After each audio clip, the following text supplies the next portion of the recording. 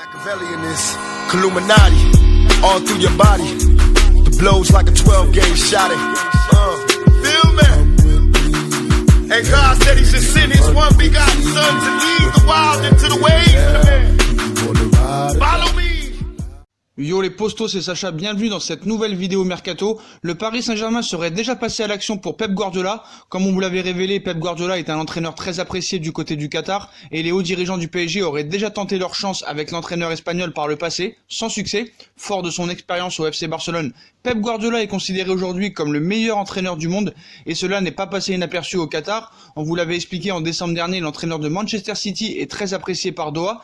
Une information confirmée par l'équipe ce samedi, le quotidien sportif explique en effet que Guardiola serait le rêve ultime du PSG en cas de nouvel échec de Thomas Tuchel en Ligue des Champions, mais les dirigeants parisiens n'auraient pas attendu aussi longtemps pour approcher l'ancien du Barça.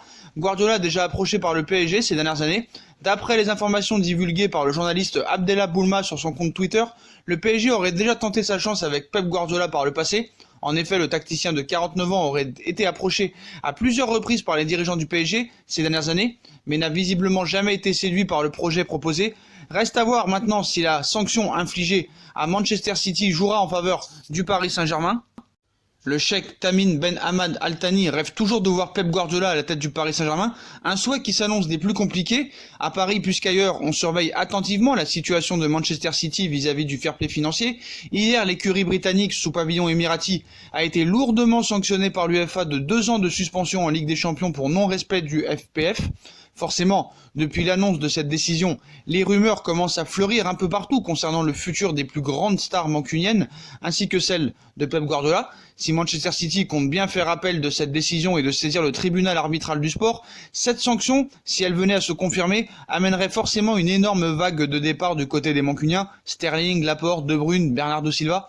Qualifié pour les huitièmes de finale face au Real Madrid, dont le match aller se déroulera dans quelques jours maintenant, le club anglais pourrait également perdre Guardiola à l'issue de la saison. L'entraîneur espagnol a expliqué jeudi à Sky Sport qu'il se sentait sur un siège éjectable s'il ne parvenait pas à aller loin avec ses hommes en Coupe d'Europe. Une double confrontation qui pourrait être suivie du coin de l'œil par le Paris Saint-Germain. L'émir du Qatar, le cheikh Tamim Ben Hamad Al Thani, rêve toujours de l'entraîneur espagnol. S'il apprécie Thomas Tuchel qui lui a été conseillé par le consul qatari de l'Allemagne, il ne défendra pas l'allemand en cas d'élimination, même si le PSG venait à aller loin dans la compétition. Toutefois, le quotidien explique qu'une arrivée de Pep Guardiola est très compliquée à imaginer, même si la suspension de Ligue des Champions plane maintenant au-dessus de la tête des mancuniens. Tuchel pourrait donc sentir au fil des semaines le souffle de l'ancien entraîneur du Barça se faire de plus en plus présent s'il venait à digérer un nouvel échec en Ligue des Champions.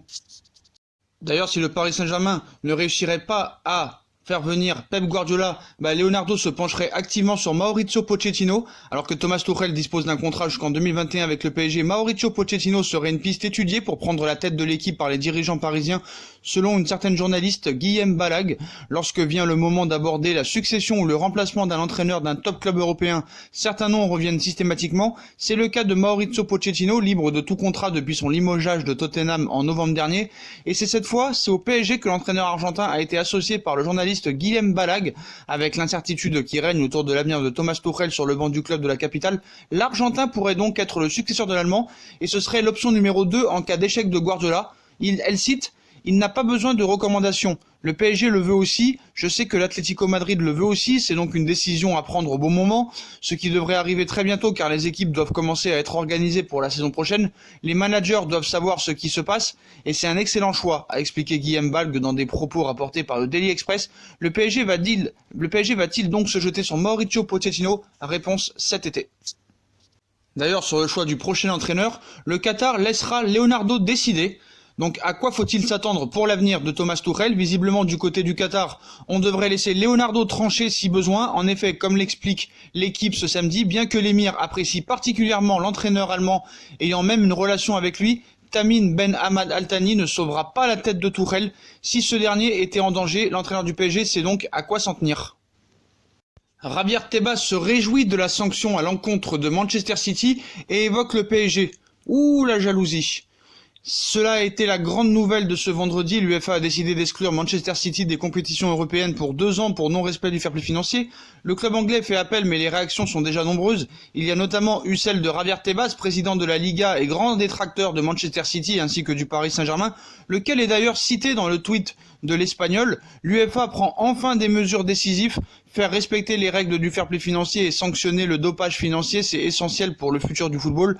Cela fait des années que nous demandons une action sévère soit faite contre Manchester City et le Paris Saint-Germain, mieux vaut tard que jamais. Il n'est pas surprenant de voir Tebas fêter cette sanction, puisqu'il se bat contre Manchester City et le Paris Saint-Germain depuis des années, cela en pensant toujours à bien mettre de côté les grosses dépenses et dettes des clubs espagnols, ce que beaucoup lui ont d'ailleurs fait remarquer en réagissant à sa déclaration sur Twitter. On pouvait simplement penser que le Paris Saint-Germain serait oublié pour cette fois, puisque le club parisien ne semble plus être dans le risque d'une sanction. Il faudra à un moment que le dirigeant espagnol accepte la situation, et aussi dire que ces clubs-là en Espagne, son Real Madrid, son Atlético Madrid et son FC Barcelone, sont aussi en dehors des clous financiers. Bien sûr, il va s'abstenir de le dire. Donc habitué aux critiques contre les nouveaux riches du football, Javier Tebas, président de la Liga, s'est félicité des sanctions prises à l'encontre de Manchester City et n'oublie pas le PSG. Sa prise de parole a été inévitable. Javier Tebas, président de la Liga, mène depuis plusieurs années un combat médiatique féroce contre City et Paris qu'il accuse de dopage financier et la récente sanction prise à l'encontre du club de City par l'UEFA, qui jusqu'au résultat de l'appel est suspendu de toute compétition européenne pour les 2 prochaines années, a ravi l'Espagnol, mais il n'oublie pas son principal adversaire depuis le transfert de Neymar, qui n'arrive toujours pas à digérer depuis 2017. À propos de Neymar, cette fois il est envoyé en Italie, une piste version coup de théâtre. Ces prochains jours, Paris sera pleinement concentré sur son parcours en Ligue des Champions, mais la question de l'avenir de Neymar et de Kylian Mbappé reviendra rapidement sur le devant de la scène au PSG. Durant l'été 2017, le club de la capitale avait déboursé plus de 400 millions d'euros pour recruter Neymar et Mbappé. Si pour l'instant ce duo n'a pas encore porté ses fruits en Ligue des Champions, cela ne saurait tarder, sauf qu'en cas de nouvel échec en Coupe d'Europe cette année, les journalistes auront forcément envie de dire que les deux auront des envies d'ailleurs l'été prochain. Tous les deux en fin de contrat en 2022, le Brésilien et le Français sont en discussion avec le PSG pour une prolongation, sauf ce qu'ils ne savent pas, c'est que Neymar a déjà prolongé, mais n'a pas été officialisé par le club. Mais tout dépendra du parcours de Paris en C1, d'après les journalistes. Et si le Riverde était amené à partir, le Barça figurerait forcément en pole position pour l'accueillir. Mais ces dernières heures, un autre club européen a avancé ses pions pour Neymar. En effet, selon Don Balon, l'Inter a également coché le nom de l'attaquant de 28 ans, tout simplement parce que le club de Milan sera potentiellement en quête d'un successeur à Lautaro Martinez, pisté par le Real Madrid ou le FC Barcelone. L'attaquant argentin disposera d'une clause libératoire de 110 millions d'euros l'été prochain, une somme accessible pour un buteur de cette qualité-là. Autant dire que l'équipe d'Antonio Conte est déjà à la recherche d'un remplaçant, et si le coach italien rêve de Pierre-Emerick Aubameyang, le conseil d'administration des Nerazzurri veut absolument Neymar. Alors que ce deal semble économiquement impossible, même pour les richissimes propriétaires chinois, l'Inter a au moins le mérite de tenter sa chance avec Neymar. Pas de quoi faire trembler le Qatar, mais attention quand même. D'ailleurs, Neymar s'est exprimé aujourd'hui dans des propos rapportés par les médias britanniques. La star brésilienne du PSG a analysé le futur rival de son équipe, le Borussia Dortmund. Il n'a plus joué depuis le 1er février dernier et la réception de Montpellier au Parc des Princes. Le Brésilien a été victime d'une lésion chondrocostale et depuis, Thomas Tuchel ne veut prendre aucun risque, d'autant plus que la douleur serait encore présente pour le joueur de la Caraneña, qui peut cependant s'entraîner en toute normalité. C'est mardi soir pour ce match aller des 8e de finale de Ligue des Champions que l'ancien du FC Barcelone est attendu sur la pelouse. Dans des propos rapportés par le média anglais Sky Sport, le numéro 10 du Paris Saint-Germain a analysé son futur adversaire qu'il semble plutôt bien connaître. Il cite « Ce sera sans aucun doute un excellent match pour ceux qui aiment le football. Nous sommes 2 équipes qui aiment attaquer, qui se sont qualifiées grâce au talent des joueurs », a expliqué le Brésilien qui s'attend comme beaucoup de fans et d'observateurs à un match spectaculaire avec 2 formations tournées vers l'attaque. Neymar est sous le charme de Sancho et s'il y a un joueur du Borussia Dortmund qui a tapé dans l'œil de Neymar, c'est Jadon Sancho, l'anglais, a des statistiques impressionnantes, 15 buts et 15 passes décisives, toutes compétitions confondues avec son club cette saison. Neymar cite « Le Borussia a des joueurs qui peuvent faire la différence. Jadon est un joueur que j'aime beaucoup voir jouer. C'est un grand joueur qui a beaucoup de qualités », a ainsi souligné Neymar au sujet du joueur formé à Manchester City. Il rajoute « C'est une équipe remplie de joueurs de qualité, ils ont un joueur spécial qui est Sancho. On sait tous combien ce sera difficile pour nous à Dortmund. On espère faire un bon match et repartir avec Paris avec un bon résultat », a conclu la star francilienne attendue au tournant en Europe cette saison après ses pépins physiques qui l'ont empêché de se montrer sur la scène européenne avec les Parisiens les saisons précédentes.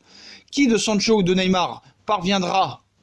Et quand c'est pas Neymar, c'est Mbappé, visé par une offre massive, tandis que sa prolongation de contrat est la priorité du Paris Saint-Germain. Kylian Mbappé pourrait faire l'objet d'une offre qualifiée de colossale de la part de Manchester United. Ce samedi, la presse anglaise consacre de pleine page à la sanction qui a frappé Manchester City, son rival, massacre de la Saint-Valentin. étant souvent évoqué pour résumer la peur qui s'est emparée du club, mais pour le Sun, et si les Citizens sont au cœur des préoccupations, Manchester United est également un sujet d'actualité, et pas uniquement concernant Paul Pogba. En effet, Kylian Mbappé commence à sérieusement exciter les tabloïds anglais, alors que l'on évoquait récemment le possible intérêt de Liverpool pour le champion du monde français du Paris Saint-Germain. Ce sont cette fois les Red Devils qui seraient prêts à bondir afin de recruter Kylian Mbappé, et cela en faisant une offre colossale au Paris Saint-Germain. Le Sun ne dévoile pas le montant du chèque pour que les responsables mancuniens seraient prêts à transmettre au Paris Saint-Germain pour convaincre ce dernier de lui céder Kylian Mbappé, mais évoque tout de même une proposition massive lors du prochain mercato. Du côté du Paris Saint-Germain, avec qui Mbappé a encore 2 ans et demi de contrat, on doit sourire de tout cela. La priorité absolue est revendiquée étant de prolonger l'attaquant tricolore, alors que le Real Madrid tourne autour de Kylian Mbappé depuis des mois. Le PSG ne semble pas vouloir étudier la moindre offre extérieure, qu'elle vienne de Florentino Pérez et Zinedine Zidane ou bien de Manchester United, aussi massive soit le chèque, car si la presse anglaise est prudente sur la nature de l'offre de Manchester United, en Espagne, il se dit que le Real Madrid a déjà prévu d'attaquer à 300 millions d'euros pour Kylian Mbappé à l'été 2021. Voilà les postos, voilà pour toutes les infos mercato et actualités du football. Comme d'habitude, dites-moi en commentaire ce que vous en pensez. Guardiola ou Pochettino au Paris Saint-Germain, les confidences de Neymar avant Dortmund, qui est suivi aussi par l'Inter de Milan, la grosse offre de Manchester United pour Kylian Mbappé, l'éviction de Thomas Tuchel. Dites-moi en commentaire ce que vous en pensez. Puis comme d'habitude, si on a kiffé la vidéo, on like, on partage, on s'abonne, on commente, on active la petite cloche pour les notifications, on nous rejoint sur nos différents réseaux sociaux et sur Utip. Voilà les postos, je vous souhaite à tous une très bonne vidéo et à très vite pour une nouvelle vidéo les postos. Tchuss.